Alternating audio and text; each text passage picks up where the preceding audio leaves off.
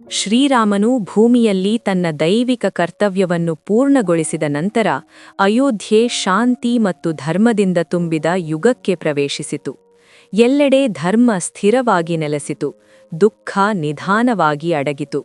ರಾಮನು ಆದರ್ಶ ರಾಜನಾಗಿ ಆಳಿದನು.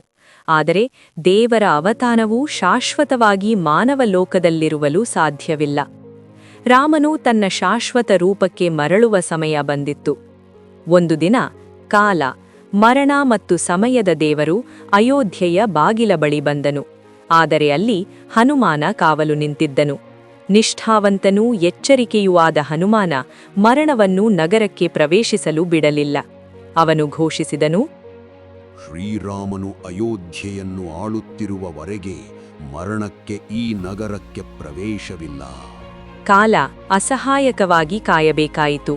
ಬ್ರಹ್ಮಾಂಡದ ಸಮತೋಲನ ಕೆಡದೊಡಗಿತು. ಆತ್ಮಗಳು ಲೋಕವನ್ನು ತ್ಯಜಿಸಲು ಸಾಧ್ಯವಾಗಲಿಲ್ಲ. ಇದನ್ನು ಕಂಡು ಶ್ರೀರಾಮನು ಕ್ರಮ ಕೈಗೊಳ್ಳಲು ನಿರ್ಧರಿಸಿದನು. ರಾಮನು ಹನುಮಾನನನ್ನು ಕರೆದು ಮೃದುವಾಗಿ ಹೇಳಿದನು, ಹನುಮ, ನನ್ನ ಉಂಗುರ ಕಳೆದು ಹೋಗಿದೆ. ಅದು ನಾಗಲೋಕಕ್ಕೆ ಬಿದ್ದಿದೆ. ನೀನು ಅಲ್ಲಿ ಹೋಗಿ ಅದನ್ನು ಹುಡುಕಿ ಬೇಗನೆ ಮರಳಿ ಬಾ. ಆಜ್ಞಾಪಾಲಕನಾದ ಹನುಮಾನ ವಂದನೆ ಸಲ್ಲಿಸಿ ಲೋಕಗಳನ್ನು ದಾಟುತ್ತಾ ನಾಗಲೋಕಕ್ಕೆ ಇಳಿದನು. ಹನುಮಾನ ಹೊರಟ ಬಳಿಕ ರಾಮನು ಕಾಲನಿಗೆ ಅಯೋಧ್ಯೆಗೆ ಪ್ರವೇಶಿಸಲು ಅವಕಾಶ ನೀಡಿದನು.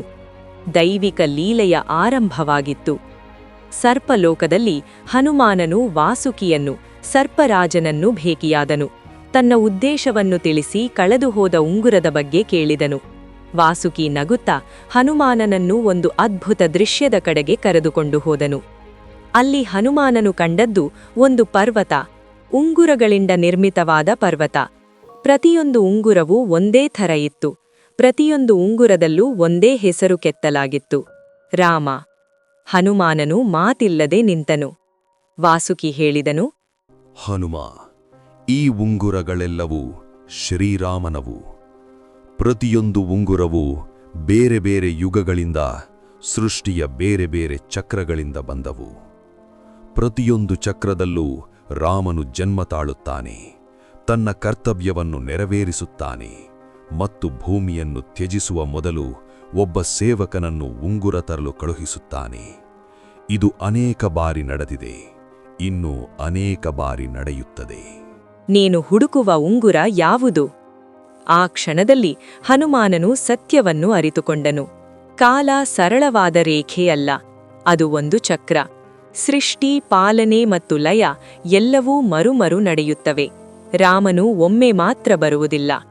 ಹನುಮಾನನು ಅಯೋಧ್ಯೆಗೆ ಮರಳಿದನು. ಆದರೆ ಆಗಲೇ ತಡವಾಗಿತ್ತು.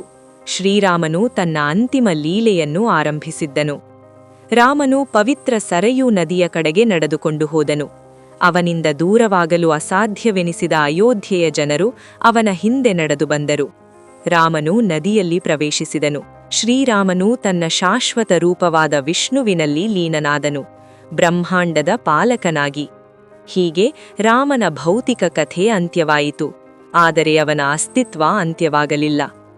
ಆನಂದ ರಾಮಾಯಣ ನಮಗೆ ನೆನಪಿಸುವುದು, ಧರ್ಮ ಕುಸಿದಾಗ, ಅನ್ಯಾಯ ಹೆಚ್ಚಾದಾಗ ರಾಮನು ಮರಳಿ ಬರುತ್ತಾನೆ, ಮತ್ತೆ ಮತ್ತೆ ಮತ್ತೆ.